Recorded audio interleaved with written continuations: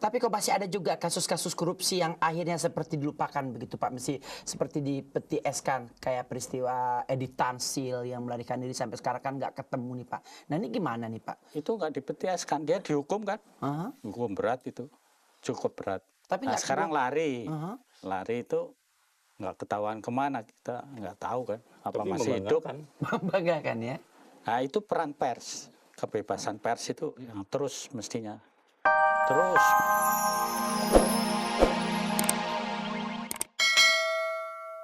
Kang Hari, menurut saya yang namanya korupsi itu berkaitan dengan moral. Jadi kayaknya pembentukan moral ini yang paling penting. Bagaimana dong berarti moral bangsa kita yang udah nggak beres begitu? Saya kira ya bukan nggak beres, tapi memang ada dekadensi, ada degradasi moral dan sebagainya.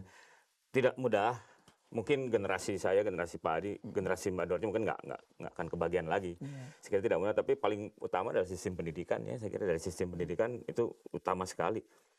Yang dimana seluruh pengajaran pendidikan, seluruh sistem itu menyangkut di situ kan. Jadi sistem pendidikan memang mungkin tidak up to date lagi untuk pengajaran moral misalnya.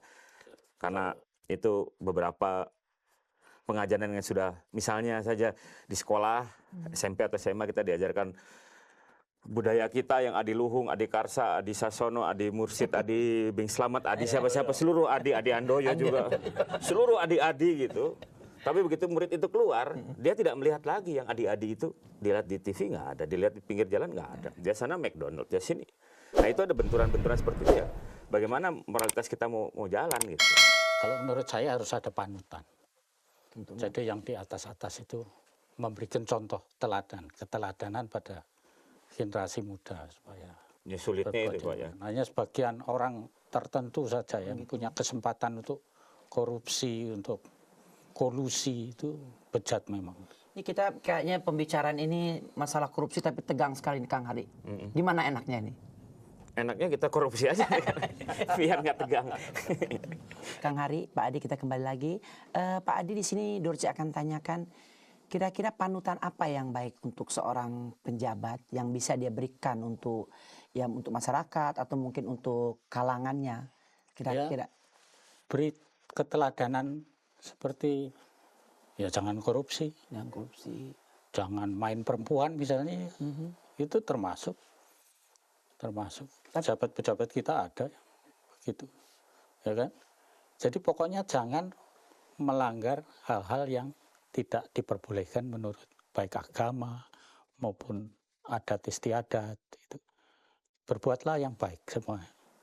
Jadi pejabat-pejabat itu harus dapat menjadi teladan untuk hal-hal yang demikian itu.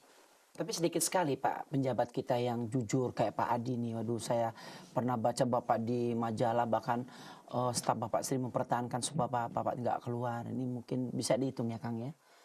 Gimana Kang? Iya, saya kira ya bisa dihitung. Bisa dihitung. Kalau untuk seniman sendiri, ya seniman itu kan macam-macam Kang. Ada nggak budaya korupsi nih Kang? Kalau seniman mah ya dalam arti main seninya mah mau apa yang dikorupsi, paling kalau pemusik ya mengkorupsi 4 bar supaya yang susah-susah kok copotin lah gitu. Paling korupsinya di manajemennya ya, kadang-kadang kita main di mana. Dulu pernah saya main di istana, suruh naikannya sekian juta, dapatnya sekian juta, ya, kayak gitulah. Ya kita juga nggak gobloknya nggak protes ya, berarti kita juga ngasih kesempatan ngasih kesempatan juga gitu. Untung ketemu Pak Adi sekarang berani dah ya.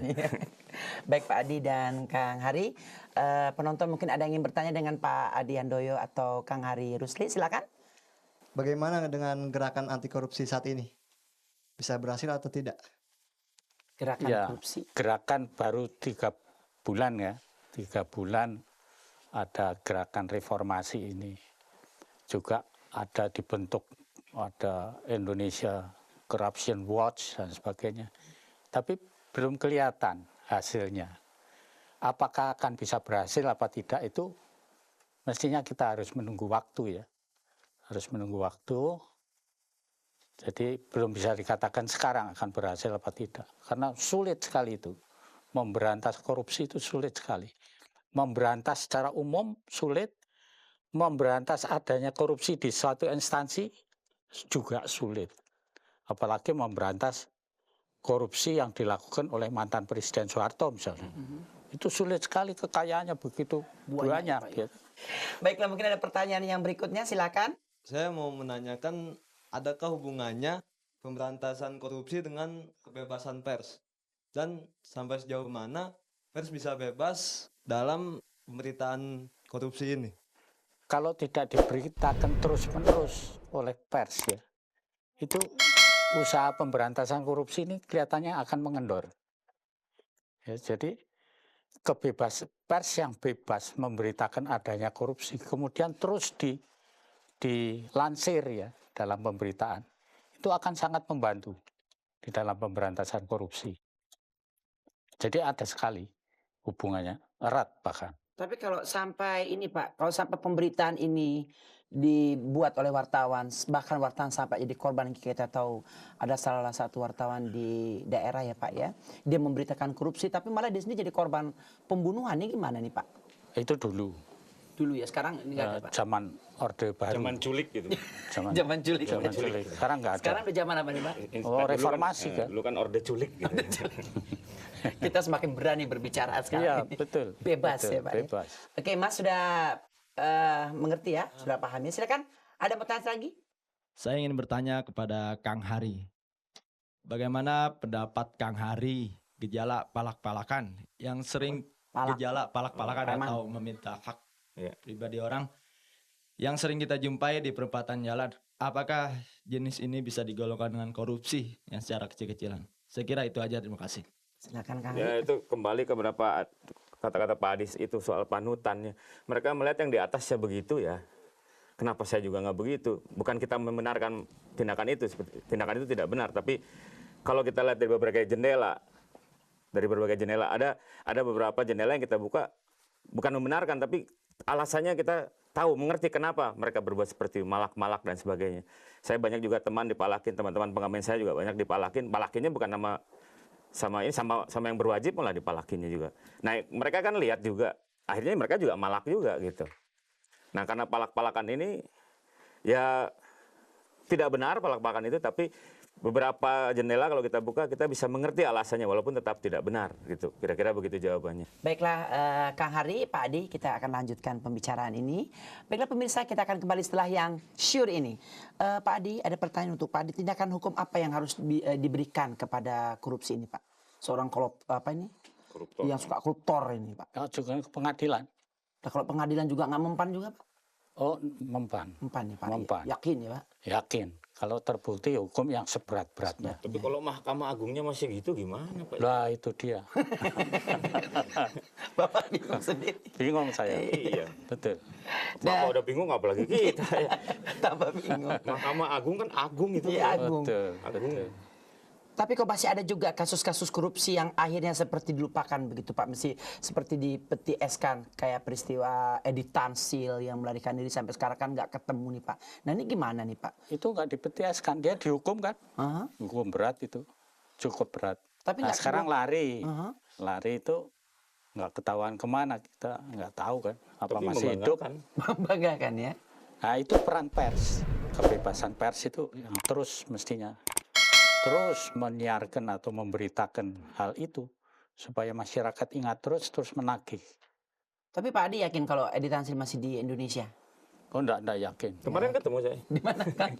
di Ngimpi. Di mimpi.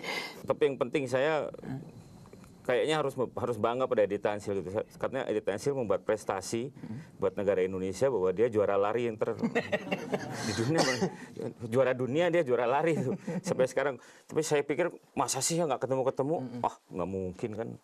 Masa sih bodoh-bodoh amat, kita masih pasti ketemu harusnya. Mestinya ya. Kayaknya minggu depan deh. Setelah yang Setelah yang satu ini. Untuk Pak Adi yang terakhir, jadi bagaimana Pak bisa nggak Indonesia ini diselamatkan dari kerakusan seorang koruptor, korupsi, agar pemerintah yang benar-benar bersih dari koruptor Pak? Tergantung pada etikat kita. Etikat kita benar-benar mau membersihkan apa tidak. Kalau tidak ada etikat itu ya akan tetap begini. Terus digembar-gemborkan saja, etikatnya itu cuma gembar-gembor, tidak akan sampai tuntas. Nah, ini sebaiknya kita semua punya niat untuk membersihkan korupsi di negara kita itu. Karena apa? Masa akan kita begini terus ya? Pengadilannya akan begitu terus. Lulus P4 tapi tetap korupsi. Korupsi akan kemana sih dibawa negara kita itu? Akan kemana ya Pak? Iya, itu Saya dia. juga bingung nih kadang-kadang. Bingung. Baiklah Kang Hari, rupanya bincang-bincang kita dan juga Pak Adi Handoyo. Saya ucapkan terima kasih. Pemirsa, inilah bincang-bincang saya dengan Pak Adi Handoyo dan Kang Hari Rusli. Insya Allah kita akan berjumpa lagi minggu depan. Terima kasih. Selamat malam.